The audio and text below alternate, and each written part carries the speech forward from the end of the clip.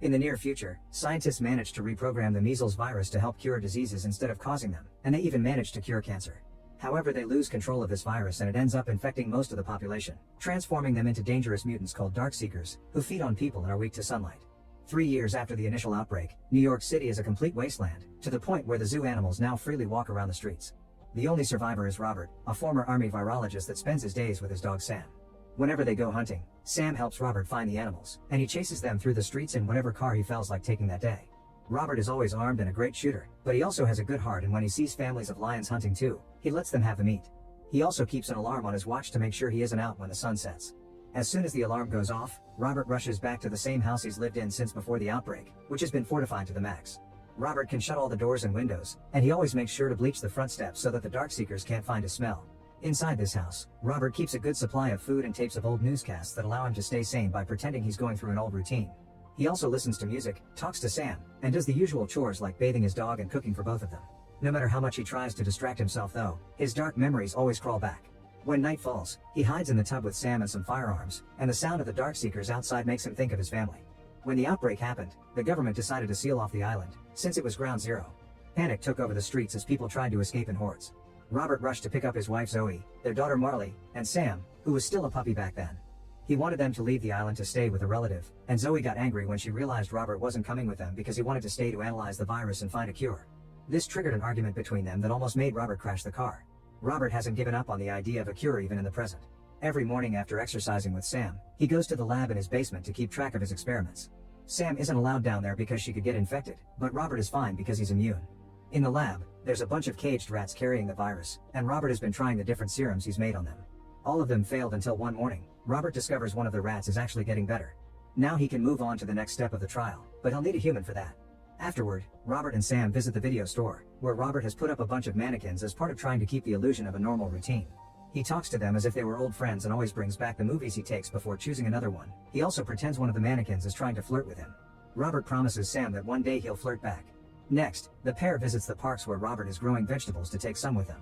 They also keep a map of all the houses they've already visited and choose a new one to do each day. This allows them to find new supplies of food, although the things they find the most of are medicine and cleaning products left behind by the fight against the outbreak. Sometimes Robert also finds really depressing signs of the people that used to live there, like the bodies themselves, or even nurseries that never got to be used. After picking up gas for the car, Robert proceeds with the last part of his routine, which consists of going to the South Street Seaport to broadcast a recording that invites any survivors to meet him there. While he waits, he keeps himself entertained in different ways, like playing golf on top of the Air Force's planes. One afternoon, Sam notices a deer running around, so she and Robert begin chasing it through the streets. The deer panics when it comes across a blocked road and enters an old dark building. Sam follows it inside, which makes Robert nervous because such a dark place could be the perfect nest for Darkseekers. Since Sam won't come out when she's called, Robert has to enter as well, and he tries to be as quiet as possible not to give away his presence.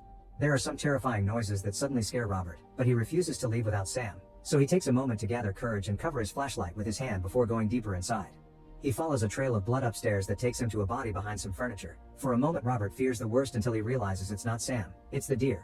As he continues his search, Robert finds a bunch of Darkseekers standing near a wall. Thankfully he reacts fast and steps back, keeping his flashlight away from them. Robert turns around and finally finds Sam hiding under a desk, refusing to come out because there's something that scares her. At that moment, a Darkseeker jumps on Robert from behind. Robert immediately shoots him before running away with Sam, telling the dog to take a different corridor when the other Darkseekers begin chasing him. With a plan in mind, Robert runs to the window and jumps right when the Darkseekers catch up to him. This causes the sunlight to kill the two monsters that fall with him on the ground and keeps the others inside. After reuniting with Sam, Robert prepares a special trap using a truck on a bridge and some old canvas that puts down at the building's entrance. He tells Sam not to follow him for this one to avoid infection. Then he takes some of his own blood and drops it on top of the canvas. As soon as a Darkseeker comes closer to feed on the blood, the trap activates, making the truck fall and drag the Darkseekers out inside the canvas. A second Darkseeker, considered the alpha of the group, peeks out of the building to roar at Robert with clear fury, only to quickly go back when the sunlight begins burning him. Moments later, Robert has the female Darkseeker he caught in his lab, strapping her to the table in order to test the cure he's been developing. He first uses UV light to confirm she's infected with the virus, and he discovers she's got a butterfly tattoo. Robert begins by injecting the serum he's created from the rat that did well, and after a few seconds of nothing, the Darkseeker suddenly begins screaming and struggling against her shackles. After a moment of panic, the Darkseeker passes out, and all her vital signs go to zero on the monitor. Robert immediately gives her a new injection to keep her alive, but he also can't help shaking the furniture with anger at the failure. Then he puts the Darkseeker behind a glass door before logging his progress for the day, mentioning the fact alpha male exposed himself to sunlight on purpose. This makes him think that decreased brain function or the scarcity of food is causing them to ignore their basic survival instincts, and social devolution appears complete. That reminds Robert of the day of the outbreak again because people were behaving like crazy on the streets. Lots of ships were leaving the island, but only those with clearance were allowed to pass, and people didn't like being left behind in quarantine, especially those with kids that begged others for help. The roads had been blocked by the army, but the soldiers had orders to escort Robert and his family to safety, thus they continued on foot. When they reached the harbor, the soldiers used a scanner to make sure they weren't infected. Marley passed but Zoe didn't. Mother and daughter panicked because they didn't want to be separated, prompting Robert to make a scene and pull rank to order a second scan. Zoe passed the test this time, and because they were an army family, they got to leave on a helicopter. Robert insisted on staying and said goodbye to Zoe and Marley, who decided to leave Sam with him so she could protect him.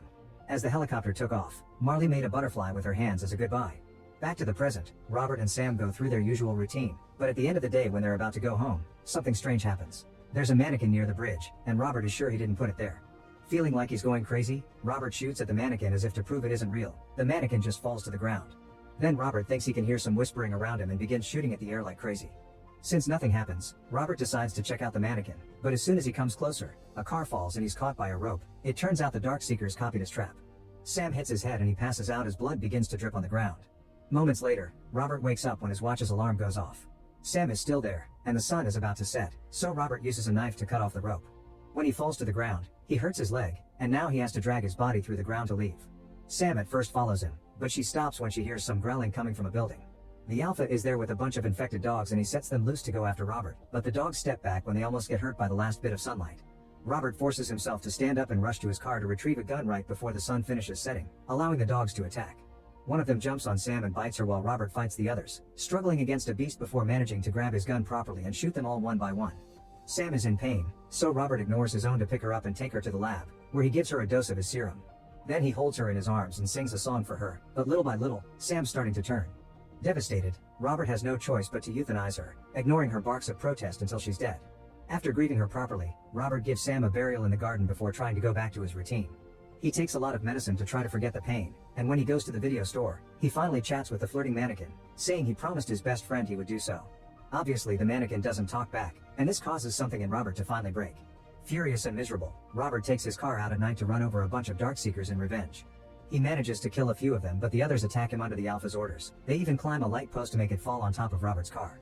Then they flip the car over to get Robert stuck inside, but when the Alpha enters the car through the window, an UV light suddenly blinds them all and causes the Darkseekers to flee. Robert isn't feeling well because he hit his head when the car was flipped, but he can tell there's another person taking him away in their car. This person asks where to take him, so Robert gives them his address and asks them to make sure they aren't followed before he passes out. That night, Robert dreams of his family again. After the helicopter took off, the government bombed the bridge to seal off the island. One of the helicopters lost control when people tried to jump on it, and it crashed against the one with Robert's family, instantly killing them. The next morning Robert wakes up to the sound of an animated movie on his TV. The wound on his leg has been stitched, but he's still wary and he grabs a gun before going to the kitchen, where for a moment he thinks he sees family again. In reality this is Anna and her son Ethan. They were the ones to save him last night. Anna has made breakfast, so Robert puts down the gun and sits with them, hearing Anna's story. They come from Maryland, and they stopped by the harbor when they heard Robert's message. They're making their way to Vermont because there's a safe zone full of survivors in the mountains, where the cold should keep the virus away. Robert refuses to believe it and tells Anna that everyone's dead as he tosses his plate to the ground with anger. Realizing how close he is to losing it, Robert goes upstairs to have a minute alone. Once he's calmed down, he joins the others again and takes the chance to quote the movie to prove to Ethan that he means no harm. Robert confesses he loves that film, and it's quite obvious he identifies with the ogre because he also has no friends. Once Robert thanks Anna for the rescue, they have a little chat. Anna explains she had been on a Red Cross evacuation ship out of San Paulo, but those boats weren't made to be permanent. When the Navy fell apart, Anna's group returned to the shore to search for supplies, and someone stole their boat. 5 people in her team were immune, but they were killed by the Darkseekers. She still intends to go to Vermont, but Robert refuses to go with her, explaining he wants to stay at Ground Zero and work on a cure. Later, they go to check the area where they found Robert last night and he checks the trap, noticing it was made from the tools they took from his own trap. Robert doesn't want to believe the Darkseekers did this because they aren't supposed to have higher brain function, meaning they shouldn't be able to plan, hate, or love. Anna thinks the Darkseekers could possibly be evolving. Afterward they take Ethan to have some fun in a fountain, and when Robert hears Ethan complain about the cold water, he gets an idea. The trio returns to the house, where Robert puts the female Darkseeker on top of lots of ice, thinking that changing her body temperature may help the serum work better. Anna looks around the lab and discovers a bunch of pictures that show Robert has tested many versions of the serum on humans before, but they never worked. Afterward, Anna finds Ethan fell asleep on the couch, so Robert offers to take him to his daughter's old bed. Anna finds the pictures of Robert's family and he tells her a bit about them, explaining his daughter was named after Bob Marley, who Anna never heard of before. Robert can't believe this and immediately plays his favorite CD for her, confessing Bob Marley was his inspiration because he kept on singing even after he was shot at his own home. When night falls, Robert seals all the windows, and again Anna tries to convince him to come with them. Robert wonders how she can be so sure there's a colony, and when Anna says God told her, Robert finally snaps. He yells at her as he points out that most of humanity is dead and the rest became monsters, meaning there's no God. Their conversation is suddenly interrupted when they hear some noises outside. It turns out the Darkseekers follow the smell of the blood he dripped last night and they're now here. Anna rushes to get Ethan while Robert turns on the lights that he installed outside, but the Darkseekers just jump on them and destroy them. Next, Robert activates a bunch of explosives he buried just in case, killing the first horde. Afterward, Robert goes upstairs to look for Anna, only to suddenly be jumped on by the Alpha. The two of them begin to fight and Robert uses a screwdriver he finds on the floor to attack him, but the Alpha barely feels any pain and throws Robert back downstairs. Robert uses the chance to steal a weapon he hid among the umbrellas, and when the Alpha dodges the shots to hide in another room, Robert shoots a gas canister to cause an explosion. The Alpha runs upstairs again, and Robert follows him with open fire until he sees the Alpha jump out of the window. Afterward, he goes looking for Anna and Ethan, finding them hidden under some furniture while a Darkseeker destroys the ceiling of that room. There's a gun on a table nearby, so Robert rushes in, grabs the gun, and shoots at the monster right as he turns to attack him.